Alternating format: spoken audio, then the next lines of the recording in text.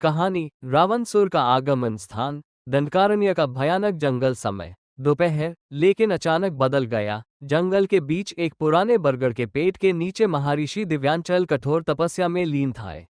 उनका चेहरा तेजस्वी था और चारों तरफ एक पवित्र शांति थी। उनका शिष्य एरियन पास ही आश्रम के कामों में व्यस्त था। अचानक प्रकृति बदलने लगी। दोपहर के 2 बजे था।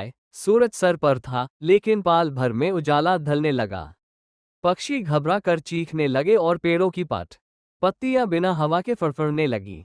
देखते ही देखते एक गहरा काला अंधेरा पूरे जंगल पर छा गया, जैसे सूरज को किसी ने निगल लिया हो। महर्षि की आंखें अचानक खुल गईं। उनके मुख पर चिंता और क्रोध के भाव थे। उन्होंने जमीन पर अपना हाथ मारा और धीमे मगर भरी स्वर में कहा, महर्षि, प्रतिज्ञा टूट गई। समय का चक्र घूम चुका है। वो आ रहा है। आर्यन डरता हुआ महर्षि के चरणों में गिरा। उसने घबराहट में पूछो, एरियन गुरुदेव, ये कैसा अंधेरा है? दिन में रात कैसे हो गई? और आप किसकी बात कर रहे हैं?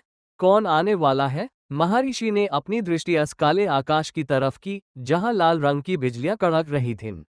उन्होंने गंभीरता से कहा, महर्षि वैट्स, ये कोई साधारण अंधेरा नहीं है, ये उसकी आहट है जिसने मृत्यु को भी अपनी बेड़ियों में जकड़ लिया था। एज गुरु शुक्राचार्य का सबसे प्रिय और विद्वान शिष्य रावणसुर। आर्यन के शरीर में थरथरी छूट गई। रावण, पर गुरुदेव, वो तो युगों पहले खत्म हो गया था।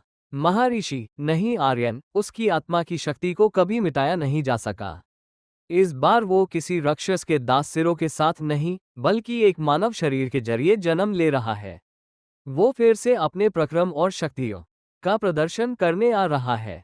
मानव रूप में उसका जन्म इस संसार के लिए एक नया धर्म युद्ध लेकर आएगा। अंधेरा और भी गहरा हो गया और जंगल के दूर किसी कोने से एक भयानक हंसी की गूंज सुनाई दी।